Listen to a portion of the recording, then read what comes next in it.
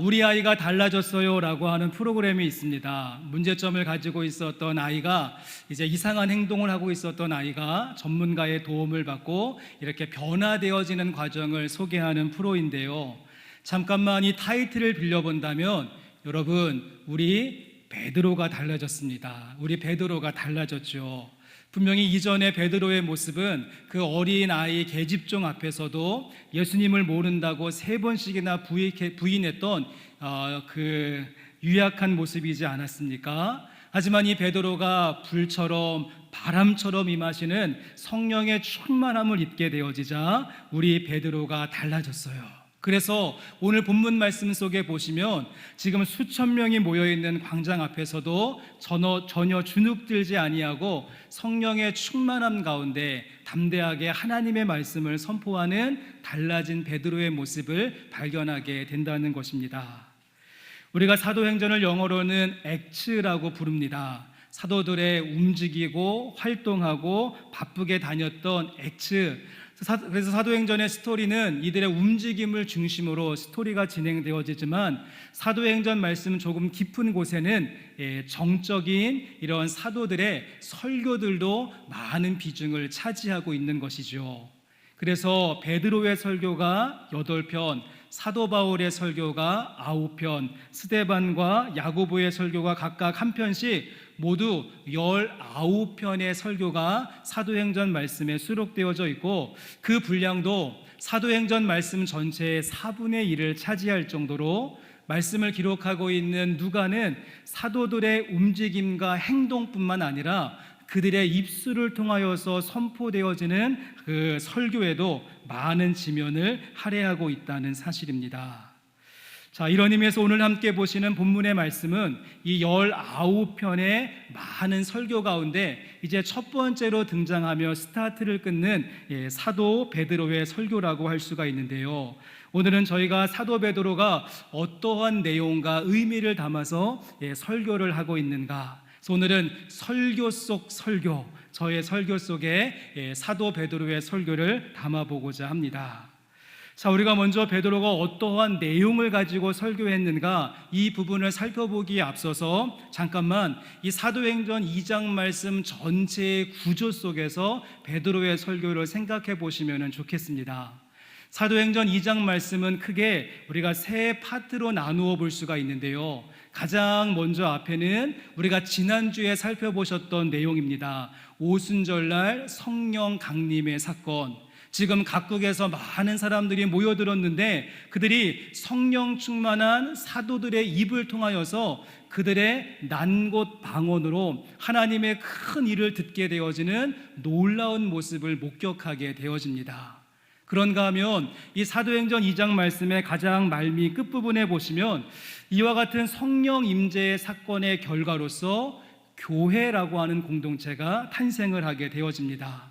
한 마음으로 모이기에 힘쓰고 서로 물건을 통용하고 떡을 떼며 백성들로부터 칭찬을 받고 있었던 교회 공동체가 성령의 결과로서 열매로서 나타나게 되는 것이죠.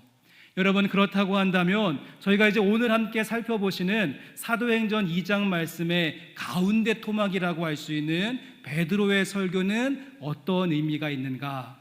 베드로의 설교는 이 앞부분과 뒷부분을 연결해주는 다리와 같은 말씀이 된다는 것입니다.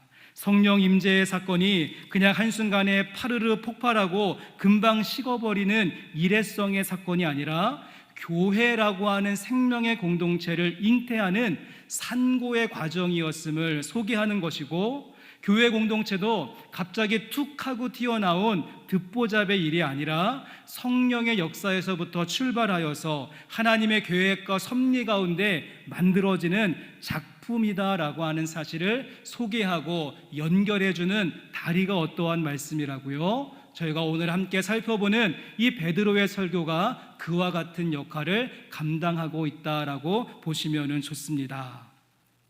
자, 그러면 이와 같은 베드로의 설교가 우리 어떻게 시작하고 있는지 본문 말씀 14절의 말씀을 같이 한번 읽어보겠습니다. 14절입니다. 베드로가 11사도와 함께 서서 소리를 높여 이르되 유대인들과 예루살렘에 사는 모든 사람들아, 이 일을 너희로 알게 할 것이니 내 말에 귀를 기울이라. 아멘. 성령 충만함에 놀라운 것을 목격했었던 여러 나라에서 온 사람들이 이제 질문이 생기게 되어집니다. 이것이 어찌된 일인가 놀랍고 신기해 여기면서 What does this mean? 이라고 말하면서 이게 어찌된 일인가 질문하게 되어졌을 때 그 놀라고 있는 사람들에게 베드로가 모든 사도의 대표가 되어져서 이것이 이런 의미가 있습니다. 내가 지금부터 성령 충만함의 의미를 잘 설명할 테니까 자, 들어보십시오. 내 말에 귀를 기울이십시오 라고 말하면서 설교를 시작하는 모습. 그러기에 베드로의 설교는요, Q&A, 질문에 대한 답변의 형식을 취하고 있다라고 할 수 있습니다. 저는 그래서 오늘 이 베드로의 설교 속에서 사람들이 궁금증을 가지고 질문할 것 같은 세 가지의 질문을 찾아보고 그 질문에 대한 대답을 여러분들에게 안내하고 소개하려고 하는데요. 여러분이 세 가지의 질문을 잘 기억하시면 좋겠습니다. 첫 번째는요, 그러면은 성령님은 언제 오시는 것인가? 성령님은 언제 오시는가? 두 번째 질문은 성령님은 누구에게 임하시고 누구에게 부어지는가? 세 번째 질문은 그러면 성령님은 왜 오시는 것인가? 왜 오시는 것인가? 이상의 세 가지의 질문, 성령님 언제 오시는가? when, 성령님 누구에게 오시는가? who, 성령님 왜 오시는가? why, 이 세 가지의 질문을 가지고 오늘 말씀을 이어가도록 하겠습니다. 자, 첫 번째 질문, 여러분 성령님은 언제 오시고 성령님은 언제 부어주시는 것인가? 이제 본문 말씀 가운데 우리 16절과 17절 말씀을 같이 읽어보실 텐데요, 여러분 이 말씀 속에서 성령님은 언제 오시는 것인가? 시간적인 개념을 염두에 두시면서 시간적인 의미를 담고 있는 단어를 한번 찾아보시면 좋겠습니다. 16절과 17절 함께 읽겠습니다. 이는 곧 선지자 요엘을 통하여 말씀하신 것이니 일러스되 하나님이 말씀하시기를 말세에 내가 내 영을 모든 육체에 부어주리니 너희의 자녀들은 예언할 것이요 너희의 젊은이들은 환상을 보고 너희의 늙은이들은 꿈을 꾸리라. 아멘. 지금 베드로는 설교를 시작하면서 요엘서 말씀을 그대로 인용하고 있는데 여러분이 말씀 속에서 시간적인 개념을 가지고 있는 단어를 찾아보셨습니까? 이는 곧 선지자 요엘을 통하여 말씀하신 것이니 일러스되 하나님이 말씀하시기를 언제입니까? 말세에 내가 내 영을 모든 육체에게 부어주리니 라고 말하면서 성령님 언제 임하시는가? 말세에 임하신다라고 말씀하고 있습니다. 지금 여기에서 말하는 말세의 개념은 그래 몇 년, 몇 월, 며칠 이런 물리적인 시간이라기보다는 현상을 말하는 그런 단어라고 할 수 있을 것 같습니다. 우리 옛부터 어르신들이 눈꼴 시려운 모습을 보면서 아이고 말세다 말세야 이렇게 많이 이야기했는데 그 말세라고 하는 말이 몇 년 몇 월 며칠이라고 하는 말이 아니라 지금 세상이 돌아가는 모양새를 보았더니 더 이상 소망과 기대가 없다, 그래서 말세다라고 이야기했던 것 아니겠습니까? 그래서 디모데후서 3장 말씀에 보시면 말세가 되어지면 이러한 증상들이, 이러한 모습들이 나타나게 될 것이다 쭉 이야기하는데요, 디모데후서 3장 1절부터 5절까지의 말씀을 보여주시면 디모데후서 3장 1절부터 5절, 먼저 1절에 너는 이것을 알라 말세에 고통하는 때가 이르러 라고 말하면서 이제 말세가 되어지면 이러한 모습들이 보여지게 될 것이다. 우리 2절 말씀부터 5절까지의 말씀 조금 길기는 하지만 함께 읽도록 하겠습니다. 사람들이 자기를 사랑하며 돈을 사랑하며 자랑하며 교만하며 비방하며 부모를 거역하며 감사하지 아니하며 거룩하지 아니하며 무정하며 원통함을 풀지 아니하며 모함하며 절제하지 못하며 사나우며 선한 것을 좋아하지 아니하며 배신하며 조급하며 자만하며 쾌락을 사랑하기를 하나님 사랑하는 것보다 더하며 경건의 모양은 있으나 경건의 능력은 부인하니 이 같은 자들에게서 내가 돌아서라. 어떻습니까 여러분? 야, 정말 말세구나라고 말할 수밖에 없는 암담하고 우울한 내용들, 희망이라고 하는 말이 삐집고 나올 수 있는 틈이 보이지 않는 절대 절망의 모습이 말세다라고 이야기하고 있다는 것입니다. 저는 그래서 베드로가 설교를 시작하면서 특별히 요엘서 말씀을 인용한 이유가 여기에 있다라고 생각이 되어집니다. 구약 말씀에 보시면 하나님의 영이신 성령님을 소개하는 많은 구절들이 있습니다. 창세기 말씀에도, 사무엘상 말씀에도, 에스겔서 말씀에도 성령님을 이야기하는 많은 구절이 있는데, 오늘 베드로는 그 모든 말씀 다 제쳐두고 요엘서 말씀을 선택하여서 성령 충만함을 설명하고자 했었던 이유가 무엇인가 하면, 여러분, 요엘의 시대이나 그리고 지금 사도행전 2장 말씀 이전의 시대에나 똑같은 모습, 말세를 말할 수밖에 없는 절대 절망의 시간이었다는 것입니다. 팥중이가 남긴 것을 메뚜기가 먹고, 메뚜기가 남긴 것을 느치가 먹고, 느치가 남긴 것을 황충이 먹는도다. 요엘의 시대에 큰 자연적인 재해로 인하여서 초토화가 일어나게 되어졌고, 저 북쪽에서부터 진격하는 아수르 군대의 마병과 병거의 소리가 점점 크게 들려오는 이와 같은 내우 외환의 위기 가운데 죽음의 그림자가 전국을 덮어버린, 그래서 이제 우리는 다 죽었구나, 다 끝났구나, 말세를 말할 수밖에 없었던 그런 때에 하나님은 요엘에게 말씀을 주시면서 내가 그와 같은 말세에 내가 내 영을 너희에게 부어주리니 라고 말씀하신 것과 같다는 것이죠. 여러분, 지금 사도들의 모습도 마찬가지였습니다. 이들이 함께 모여 있기는 했지만 3년 동안 따라다녔던 예수님은 돌아가셨고 승천하시면서 그들과 함께 있지 않는 모습, 이제 앞으로 우리가 무엇을 해야 될 것인가 길이 보이지 않는 캄캄한 모습이었죠. 사람들로부터 예수의 도당이라고 손가락질을 받고 있는 모습이었고, 로마의 군병들이 끈앞풀들을 소탕하기 위해서 언제 구속영장 가지고 쳐들어올지 모르는 절체절명의 위기의 순간이지 않습니까? 여러분, 그런데 어떻습니까? 성령님은 가장 절망적인 순간, 그래서 앞이 보이지 않고 모든 것 잃어버리고 살 소망이 끊어지고 눈물과 한숨이 남아있는 그때에 내가 말세에 내 영을 너희에게 부어주리라. 그러면 너희의 자녀들이 예언할 것이고 너희의 젊은이들이 환상을 보며 너희 늙은이들이 꿈을 꾸게 될 것이다. 어떻습니까? 꿈과 환상과 예언이라고 하는 것, 지금에 있는 상황과 어울리지 않는 단어이죠. 하지만 성령님께서 오시면 꿈꿀 수 없고 예언할 수 없고 환상을 볼 수 없는 그때에 새로운 일들을 시작하게 되실 것이다 라고 우리에게도 말씀하시는 줄로 믿습니다.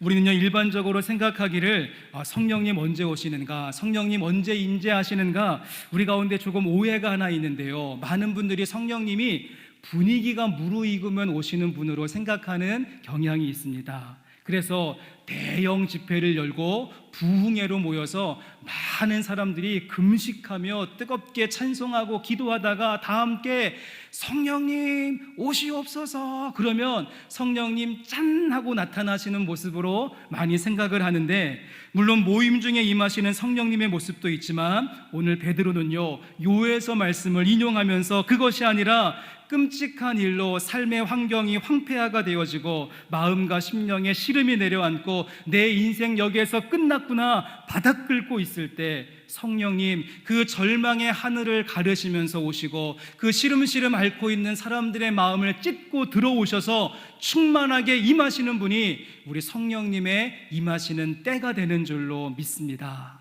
내가 부유하고 넉넉하고 잘 먹고 잘 살고 시간적인 여유가 있고 잘 나가고 승승장구할 때 임하시는 것이 아니라 내가 모든 것 다 잃어버리고 절망 가운데 고통 가운데 하나님을 향하여서 섭섭한 마음 들고 삿대질이 나오려고 하는 그때에 성령님 우리 가운데 임재하신다는 것이죠. 여러분, 그렇습니다. 우리가 요즘 살아가면서 주변에서 많이 듣는 말 가운데 어떠한 말이 있는가 하면 서바이벌 해야 된다, 서바이벌 해야 된다, 이런 말 참 많이 듣습니다.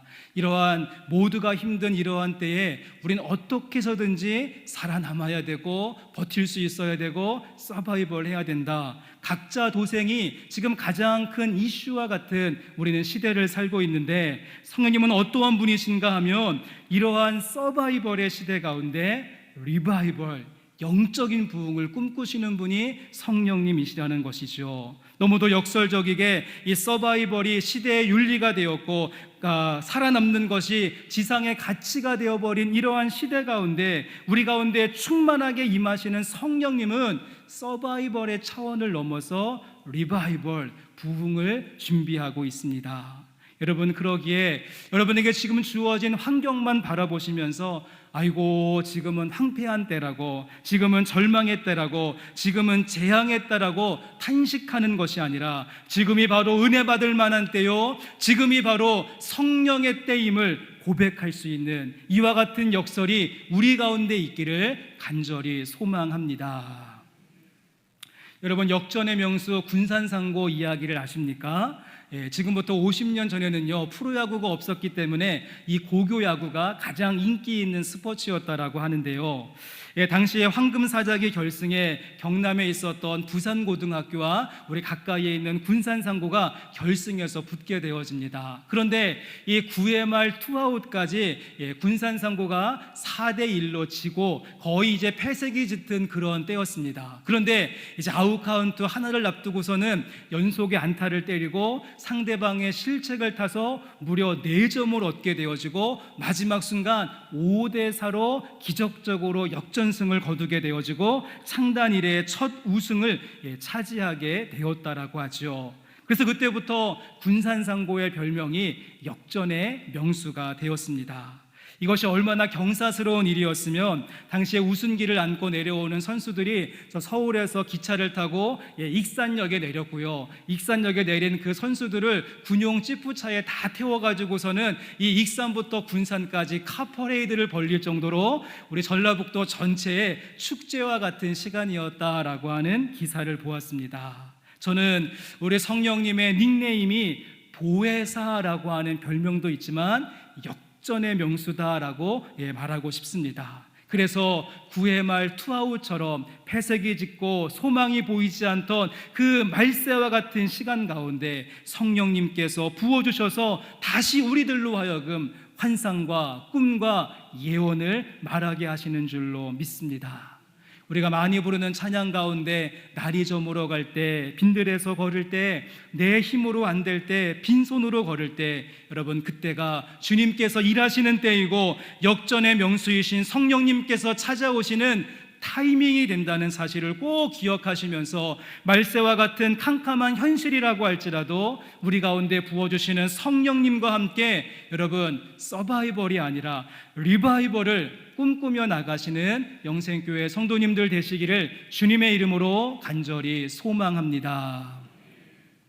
자, 그런가 하면 두 번째 질문입니다. 성령님 누구에게 오시는가? 성령님은 어떠한 사람에게 임재하시는가? 후라고 하는 질문에 답을 찾아보시면 이번에는 17절과 18절의 말씀, 17절과 18절 함께 읽겠습니다. 하나님이 말씀하시기를 말세에 내가 내 영을 모든 육체에 부어주리니 너희의 자녀들은 예언할 것이요 너희의 젊은이들은 환상을 보고 너희의 늙은이들은 꿈을 꾸리라. 그때에 내가 내 영을 내 남종과 여종들에게 부어주리니 그들이 예언할 것이요 아멘. 이번에는요 구체적인 대상을 이야기하는데 누가 나옵니까? 자녀들이 나오고 젊은이들이 나오고 늙은이들이 나오는가 하면 남종과 여종들에게 부어줄 것이다. 그들이 예언하고 환상하고 꿈을 보게 될 것이다 라고 말씀하고 있습니다.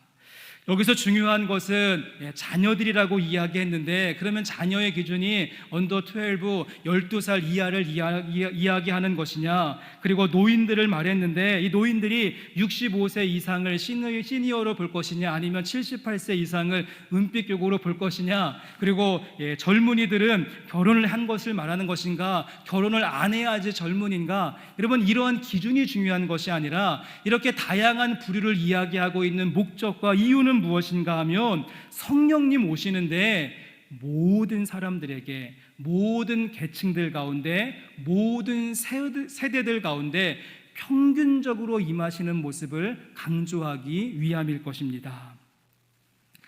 그러기에 오늘의 본문의 말씀을 우리가 구약적인 사고를 가지고 한번 생각해 보시면 이 말씀은 굉장히 파격적인 말씀이라고 할 수가 있습니다. 구약시대에 기름을 붓는다, 기름 부음을 받는 사람들의 대상을 한번 생각해 보시면, 죄송합니다, 구약시대에는요 남자와 여자 가운데 남자에게만 기름을 부을 수가 있었습니다. 유대인과 이방인 가운데 유대인들에게만, 제사장과 평신도 가운데 누구입니까? 왕이나 선지자나 제사장 같은 어떠한 특정한 계층에게만 부어질 수 있는 것이 기름이었죠. 그런데 성령님께서 오시면 이 모든 구분과 차별과 벽을 다 허물고 뛰어넘어서 남자 여자 구분하지 않고, 유대인과 이방인 차별하지 않고, 종과 노예라고 무시하지 않고, 평신도와 목회자 나누지 않고, 모든 세대, 모든 민족, 모든 계층 가운데 공평하게 임하신다라고 말씀하고 있습니다. 여러분, 이러한 일이 가능한 것은요, 성령님의 첫 번째 사역을 한번 생각해 보십시오. 성령님의 첫 번째 일은 무엇인가 하면, 하나님께서 우리 인간을 하나님의 형상을 따라서 흙으로 빚으십니다. 흙으로 빚으신 다음에 그 코에 생기를 불어넣어 주셔서 그 리빙 스피릿, 생영이 되게 하셨다라고 이야기하는데, 그때 코에 들어가서 사람을 생명되게 하시는 것이 성령님의 사역이었죠. 그러니까 이 흙덩어리에 불과한 것을 생명이 되게 하신 성령님이신데, 그 다음부터 무슨 차별과 무슨 차이와 무슨 등급이 나누어지겠습니까? 그렇게 흙덩이를 생명이 되게 하신 분이시기에 성령님 앞에서는 피부 색깔이 문제가 되지 않고, 남자냐 여자냐 성별이 문제가 되지 않고, 나이가 많으냐 적으냐, 배운 자냐 못 배운 자냐, 자유인이냐 종이냐, 더 이상 이런 이슈가 중요하지 않는 것이 된다는 것입니다.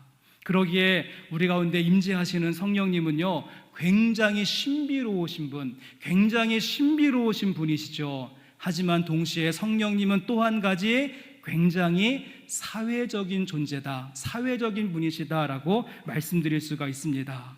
여러분, 지금까지 이러한 이슈와 아젠다들, 남녀차별, 계층 간의 갈등, 인종 문제, 세대 분열, 사회적 신분 등등, 이러한 것들 좀 해결해 보기 위해서 지금까지 인류가 무수히 많은 노력을 했습니다. 그래서 철학적으로 연구하고, 정치적으로 결단하고, 사회적으로 각성을 했지만 어떻습니까? 여전히 우리 가운데 현실로 남아있는 것이죠. 하지만 성령님께서 오시면 그 모든 선과 금과 프레임과 우리가 가지고 있는 선입견을 깨면서 모든 사람이 주님 안에서 교회로 모이게 되어지는 놀라운 일들을 이루어 가시는 분이 성령님의 일하심입니다. 특별히 지금 베드로는 모든 사람들 가운데 임하시는 성령님을 강조하되, 지금까지 그 중에서도 소외받고 인정받지 못하던 사람들에게 더 많은 무게중심을 둡니다. 그래서 여인들, 꼬마 아이들과 또 어린이들을 언급하고, 연로하신 어르신들과 노인들을 말하고, 무시당하던 남종과 여종들에게 부어주신다. 저는 여기에 소망이 있다라고 생각이 되어집니다. 우리 성령님의 주특기는요, 저 변두리에 있는 사람들, 저 언저리에 있는 사람들, 함량 미달처럼 보이는 사람들 기름 부으셔서 하나님의 무대에 세우시고 하나님의 일들 펼쳐 가시는 것이죠. 제가 지난주에도 말씀드렸던 내용입니다. 1906년 미국 아주샤에 놀라운 부흥이 있었는데, 그때 시작은요, 한쪽 눈에 장애를 가지고 있었던 흑인 목사가 시작한 마국간 같은 교회에서 시작이 되어졌습니다. 인도의 부흥은 버림받은 여성들, 성폭력으로 임신한 그 미혼모들을 보호해 주었던 그 작은 단체에서부터 시작이 되어졌고, 스코틀랜드의 부흥은 깊고 깊은 산골 30명도 들어가지 않을 것 같은 손바닥만한 그런 예배당에서 배움도 없었던 20살의 무명의 청년을 통하여서 연극의 부흥은 시작되어졌습니다. 그런가 하면 우리의 조국인 이 조선 땅의 부흥은 어떻게 시작되어졌는가? 을사조약으로 나라 다 망하고 소망이 없었던 시대 가운데 성소조선을 꿈꾸고 갈망하던 돌쇠와 같은 사람들, 뺑덕 어멈 같은 사람들, 이름 석자도 불리지 않았던 그 밑바닥에 있었던 사람들이 농한기에 평양거리에 나와서 솥 걸어놓고 죽 끓여 먹어가며 말씀을 사모하며 부르짖었던 사경회에서부터 그 무명의 그리스도인들을 통하여서 우리나라 땅의 부흥의 역사는 시작되었다는 사실입니다. 성도 여러분, 그러기에 세상이 우리를 향하여서 뭐라고 규정을 하든, 세상이 우리를 향하여서 뭐라고 부르든 그것은 중요하지 않습니다. 우리를 향하여서 쌍놈이라고 하든, 장애인이라고 하든, 가방끈이 짧다고 하든, 어디서 감히 여자가 어린 것들이 함부로 설쳐 나이 먹었으면 좀 가만히 계세요, 이런 말을 듣는 모습이라고 할지라도 성령님은 그런 사람들 가운데 충만하게 부어주셔서, 그런 사람들 가운데 가득히 임하여 주셔서 그들의 그늘진 삶을 회복시키시고 세상을 변화시키는 놀라운 일들을 지금도 계속해서 진행하고 계시는 줄로 믿습니다. 자, 이번에는 세 번째 질문입니다. 세 번째 질문. 그러면 성령님은 왜 오시는가? 왜 오시는가? Why라고 하는 질문. 우리 이 질문에 답을 얻기 위해서 17절 말씀을 다시 한 번만 읽어보시면 좋겠는데요. 우리 17절 말씀 다시 한 번만 같이 읽어보십니다. 하나님이 말씀하시기를 말세에 내가 내 영을 모든 육체에 부어주리니 너희의 자녀들은 예언할 것이요 너희의 젊은이들은 환상을 보고 너희의 늙은이들은 꿈을 꾸리라. 아멘. 여러분, 제가 앞에서 지금 베드로가 설교를 시작하는데 구약에 있는 요엘의 말씀을 그대로 커테이션 마크 해가지고 인용하고 있다라고 말씀을 드렸습니다. 그런데 이 요엘의 말씀을 인용하는데 베드로가 설교하면서 그 요엘의 말씀을 그대로 인용하지 않고 몇 가지의 단어를 바꾸게 되어지죠. 한번 비교해 보시면 우리가 함께 읽은 사도행전 2장 17절 말씀이 요엘서 2장 28절 말씀을 그대로 가지고 왔는데, 우리 두 말씀을 비교하는 모습을 한번 보여주시면 좋겠습니다.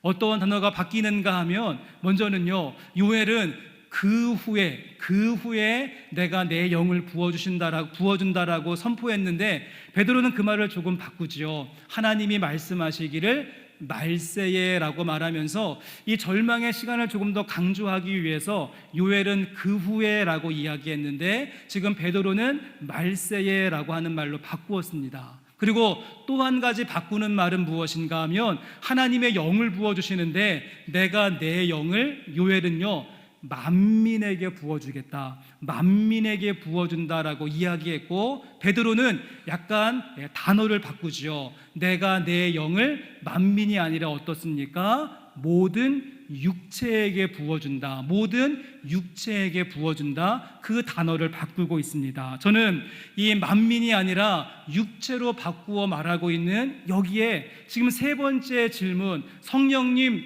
왜 오시는가에 대한 대답이 여기에 있다라고 생각이 되어집니다. 여러분, 이것은 조금 어려운 이야기니까 한번 집중하시고 잘 들어보시면 좋겠고요. 이해가 안 되셔도 괜찮습니다. 그냥 한번 들어보시면 좋겠습니다. 제가 앞에서 말씀을 드릴 때 성령님의 첫 번째 사역이 무엇이었는가 하면, 이제 흙덩이 가운데 생령의 모습으로, 그 생기 있는 모습으로 임하여 주셔서 생령이 되게 하시는 것이 성령님의 첫 번째 사역이었죠. 저거 이제 지워주셔도 괜찮습니다. 네. 첫 번째 성령님의 사역이었고요. 그 다음에 이제 그렇게 지음받은 인간이 그만 범죄함으로 말미암아서 에덴에서 쫓겨나게 되어지고 에덴의 동쪽에 거주하면서 자기들만의 힘을 의지하는 제국의 역사를 이어가게 되어집니다. 그 시간이 쭉 흘러간 다음에 창세기 6장 말씀에 보시면 하나님께서 그 인간의 죄악이 가득 찬 모습을 보면서 사람 지으신 것을 한탄하셨고 이제 이 사람들을 내가 물로써 심판하시겠다라고 하는 홍수 심판의 이야기를 잘 아실 것입니다.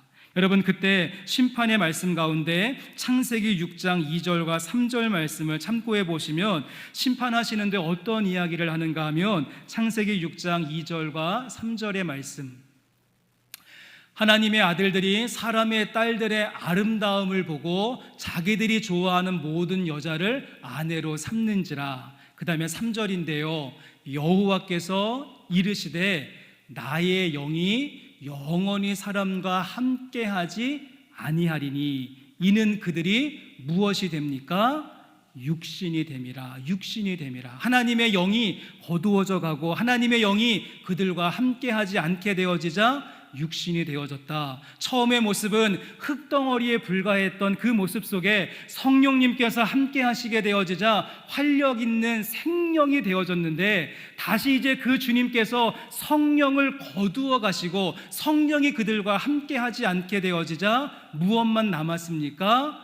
육신. 여기에 나오는 육신과 오늘 베드로가 설교에서 바꾸어 놓았던 육체라고 하는 말이 같은 말로 쓰여지고 있습니다. 한마디로 말해서 죄송하지만 덩어리만 남게 된 것이죠. 덩어리. 저는 이러한 점을 전제로 하여서 지금 베드로가 만민이라고 하는 말 대신에 육체라고 하는 말을 썼다라고 생각을 합니다. 곧 하나님의 영이 떠난 상태, 하나님의 영이 함께하지 않음으로 인하여서 이 기진맥진한 육체를 가지고 고생하며 힘들고 어려운 인생을 살고 있는 우리들의 모습을 우리 주님께서 보신 것이고, 내가 이제 그러한 육체 가운데 다시 한번 성령을 부어주셔서 생기 넘치고 강건하고 힘있고 능력 있는 모습으로 세우겠다.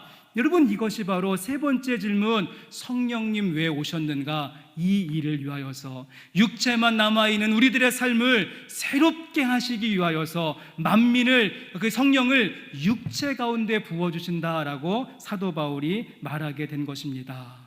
여러분, 그렇다고 한다면 우리의 육체 가운데 성령님 오시면 어떠한 놀라운 역사가 있는가? 요한복음 16장 말씀을 가지고 잠깐 말씀드리면, 요한복음 16장 12절 말씀에 예수님께서 12명의 제자들을 선택하시고 많은 것들 가르치셨는데 그들이 예수님의 그 모든 것을 담아내고 감당하지를 못하게 되죠. 16장 12절은 예수님께서 하신 말씀입니다. 내가 아직도 너희에게 이를 것이 많으나 지금은 너희가 어떻습니까? 감당하지 못한다라고 이야기하시지요. 저희 집의 큰애는 대학교 3학년이고 저희 집 막내는 초등학교 4학년입니다. 그런데 이 막내 아들이 큰 누나 방에 갔다가는 깜짝 놀라서 나오는 경우가 있습니다. 왜냐하면 지금 초등학교 4학년 자기가 풀고 있는 수학 문제집은요, 더하기, 빼기, 곱하기, 나누기, 이것이 전부인데 대학교 3학년 누나방에 갔더니 수학책을 봤더니 코사인, 탄젠트, 근해 공식, 깜짝 놀라서 아이고 하면서 탄식하며 나오는 저희 아들의 모습을 보게 됩니다. 지금 예수님은 아셨던 것이죠. 이들에게 앞으로 설명할 내용들 참 많이 있는데 이 모든 것들을 그들이 감당할 수 없는 모습. 여러분, 그래서 그 다음 절인 13절 말씀에 예수님께서 이어서 무엇이라고 말씀하시는가 하면, 너희가 지금은 감당하지 못하지만 그러나 진리의 성령이 오시면 그가 너희를 모든 진리 가운데로 인도하시리니 그가 스스로 말하지 않고 오직 들은 것을 말하며 장래일을 너희에게 알리시리라. 누가 오시면요, 진리의 영이신 성령님께서 육체만 남아있는 우리 가운데 부어주신다라고 한다면 우리가 감당할 수 없었던 그 모든 것들이 실마리가 풀리고 어긋났던 부분들이 맞추어지고 안개와 같던 앞날이 선명해지고 이해가 되지 않던 부분들이 끄덕끄덕 이해되어지는 일들이 나타나게 된다는 것입니다.